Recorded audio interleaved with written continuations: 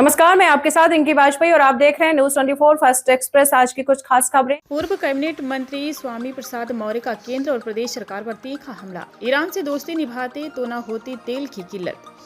भोगांव पूर्व कैबिनेट मंत्री और दिग्गज नेता स्वामी प्रसाद मौर्य ने आज गुरुवार को भोगांव क्षेत्र का दौरा किया। वह जीटी रोड स्थित गुलजार कॉलोनी के पास गुरुचरण शाक्य के आवास पर पहुंचे, जहां उन्होंने प्रेस कॉन्फ्रेंस को संबोधित करते हुए केंद्र की मोदी सरकार और उत्तर प्रदेश की योगी सरकार पर जमकर निशाना साधा। प्रेस वार्ता के दौरान स्वामी प्रसाद मौर्य ने भारत की विदेश नीति पर सवाल उठाते हुए कहा कि केंद्र सरकार की गलत नीतियों के कारण आज देश की जनता महंगाई की मार झेल रही है।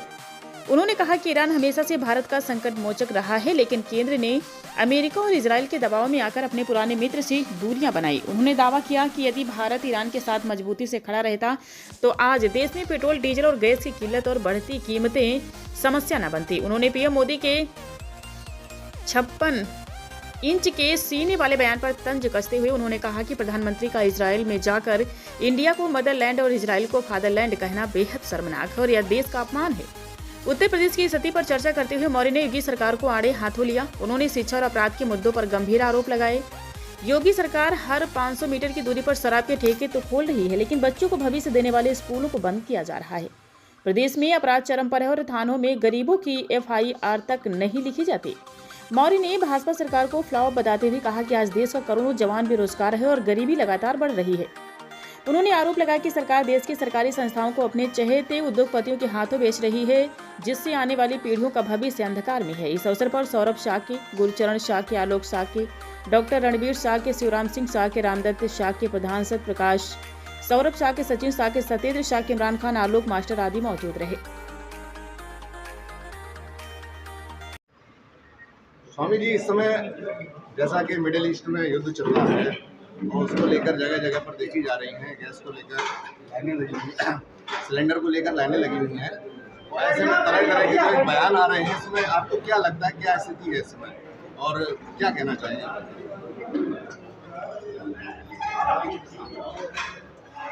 शांत हो जाइए। स्वाभाविक रूप में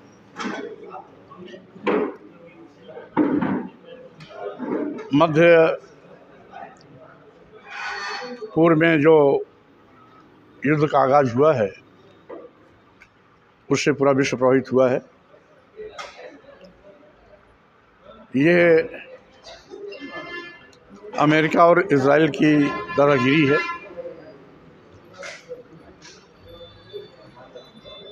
जो जानबूझ करके अपना वर्चस्व दादागिरी बनाए रखने के लिए अकारण इस युद्ध को छेड़ा है। ईरान हमेशा भारत का लंबे अरसे से मित्र रहा है। आज भी ईरान मित्र भाव से ही भारत के साथ खड़ा है, लेकिन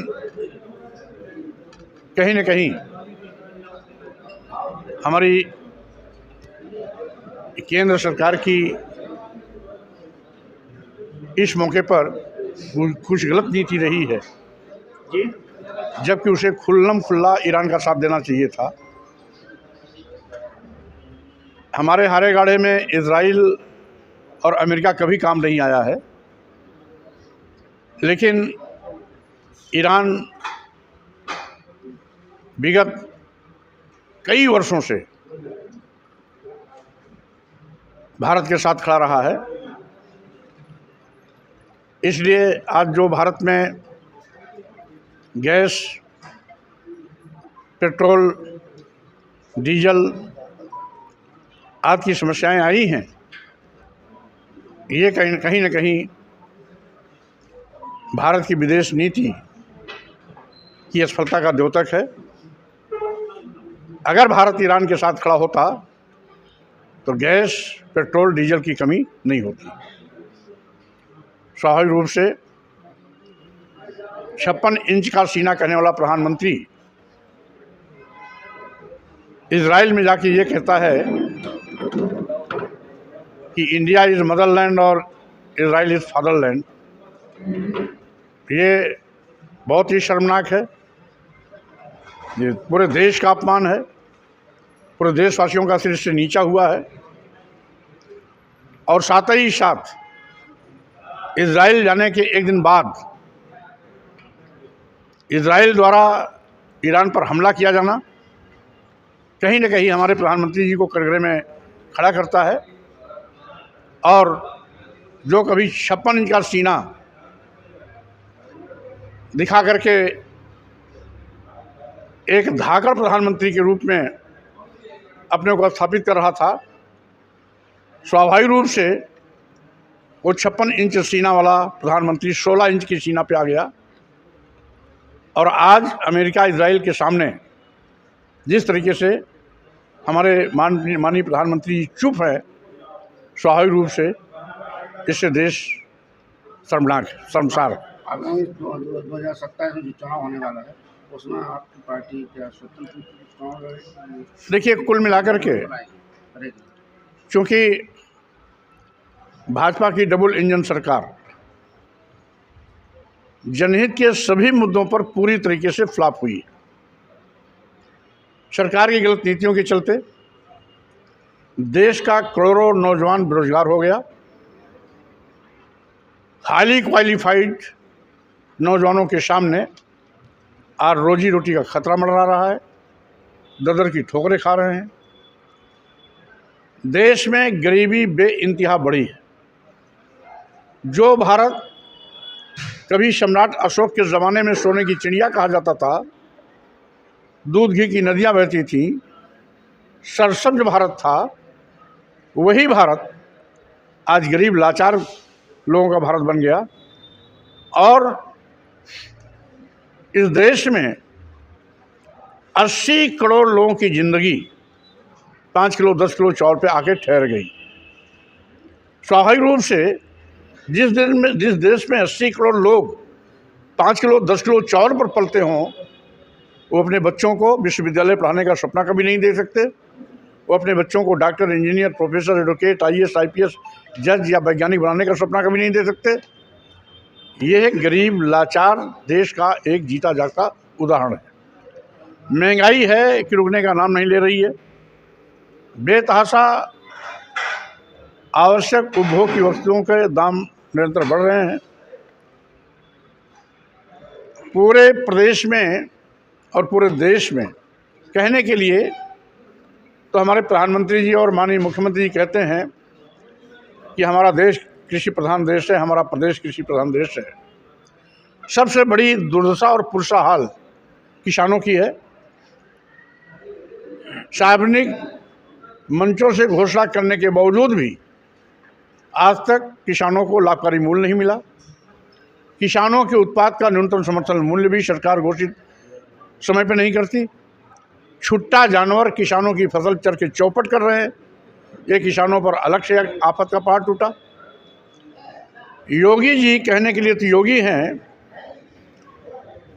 इनसे बड़ी उम्मीदें थीं, लेकिन हर 500 मीटर पर योगी जी शराब की दुकान तो खोल सकते हैं, लेकिन ग्रामीण क्षेत्रों में चल रहे बेसिक स्कूल, प्राथमिक विद्यालय, उच्च प्राथमिक विद्यालय, जिसमें गांव के बच्चे पढ़ते हैं, गरीब के बच्चे पढ़ते हैं, दलित, आदिवासी, पिछड़े, अगड़े, पिछड़े सब समाज के बच्चे जाते हैं पढ़ने के लिए, उन स्कूलों को बंद करने का फरमान जारी कर दिया था। 47,764 स्कूल बंदी कगार पे आ गए थे। अपनी जनता पार्टी ने प्रदेश मुख्यालय पर, सभी जिला मुख्यालयों पर और विकास खंडों पर बाइक रैली के माध्यम से इसका कड़ा विरोध किया, जिसके चलते मुख्यमंत्री अपना फैसला वापस तो लिए। लेकिन आज भी प्रदेश के प्राथमिक विद्यालय, उच्च प्राथमिक विद्यालय बहुत ही दयनीय हालत में चल रहे हैं। शिक्षकों का टोटा है। आज विद्यालयों की संख्या के अनुसार हर क्लास पे एक टीचर के हिसाब से 13.5 लाख टीचर की आवश्यकता है। मात्र 6 लाख अध्यापकों पर पूरा प्रदेश का विद्यालय चल रहा है, और इसी 6 लाख में अनुदेशक, शिक्षा मित्र भी शामिल हैं। अगर केवल शिक्षक को लिया जाए तो मात्र 4 लाख ही शिक्षकों की 4.25 लाख ही शिक्षकों की संख्या आ रही है। आवश्यकता 13.5 लाख शिक्षक की है। 4 लाख शिक्षकों के बलबूते विद्यालय चल रहे हैं। 15,000 प्राथमिक विद्यालय, उच्च प्राथमिक विद्यालय ऐसे हैं जिसमें केवल एक शिक्षक है। अब कक्षाएं 5 हैं, शिक्षक 1 है। विद्यालय कैसे चल रहा है इससे अनुमान अपने आप लगाया जा सकता है। इसके साथ ही साथ मुख्यमंत्री योगी आदित्यनाथ जी कहते हैं जीरो टॉलरेंस। रोजाना बड़े पैमाने पर जुल्म जाति अत्याचार की घटनाएं बढ़ी। पूरे प्रदेश में रोज 5, 6, 7 की संख्या में ST, OBC समाज के नौजवानों की हत्याएं होती हैं। बहन बेटियों को बलात्कार दुराचार का शिकार बनाया जाता है। अभी आपके इसी मैनपुरी में एक छोटी बच्ची 12-13 साल की 10 दिन से गायब है, अभी तक उसका आता पता नहीं। इसी प्रकार से हर जिले में इस प्रकार की घटनाएं आम हो गई हैं। न्याय मिलना तो दूर, FIR तक नहीं लिखी जाती है। FIR लिखने पर पुलिस दबाव बनाती है कि सुलह करो, नहीं तो तुमको भी क्रास केस में फंसा देंगे। इस तरीके से पूरा प्रदेश जंगल राज बन गया है। वहीं पर जिस चाय वाले पर लोगों ने भरोसा किया था, वो चाय वाला सरकार तो नहीं चला पा रहा है, अब देश बेचने की शुरुआत कर दिया है। देश के सभी बंदरगाह, एयरपोर्ट, एयर इंडिया, अधिकतम रेलवे स्टेशन, कई दर्जन ट्रेनें, यहाँ तक कि LIC जैसी बड़ी संस्था अरबों खरबों की संपत्ति को कौड़ियों के भाव अपने चहेते उद्योगपतियों के हवाले कर दिया गया। कल्याणकारी सरकारों की जिम्मेदारी है कि देश के नौजवानों को एम्प्लॉयमेंट देने के लिए रोजगार के अवसर पैदा किए जाते हैं। ये पहली सरकार है जो रोजगार के अवसर खत्म कर रही है। यानी जिन सरकारी विभागों संस्थानों में देश के नौजवानों को सरकारी नौकरियां मिलनी चाहिए थी, वो सरकारी विभाग, प्रतिष्ठान, संस्थान और विभाग आज उद्योगपतियों के हवाले किए जा रहे हैं। तो स्वाभाविक रूप से ये देश के नौजवानों के साथ बहुत बड़ा धोखा है। और साथ ही साथ ये सरकार आज जनता की गाड़ी कमाई पर बने सरकारी विभाग, संपदा को निजी हाथों में बेचा जाना बहुत ही दुर्भाग्यपूर्ण है। इसीलिए अपनी जनता पार्टी ने एक संकल्प लिया है कि 2027 का चुनाव 29 के पहले आ रहा है। इसे हम शुरुआत करेंगे उत्तर प्रदेश से। उत्तर प्रदेश बचाओ, भाजपा हटाओ। जिस तरीके से उत्तर प्रदेश में आज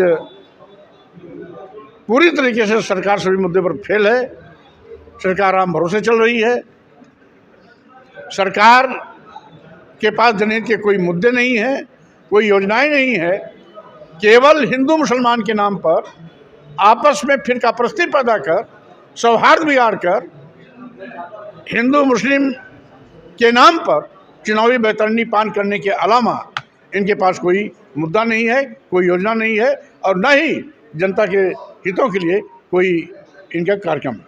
एप्स्टीन फाइल को लेकर काफ़ी चर्चा रही है अभी, जिसमें काफ़ी नेताओं के नाम आए हैं। क्या लग रहा है इन सब की आड़ में उस फाइल को दबाया जा रहा है या उस फाइल को लेकर आपका क्या विचार है? बहरहाल जिस तरीके से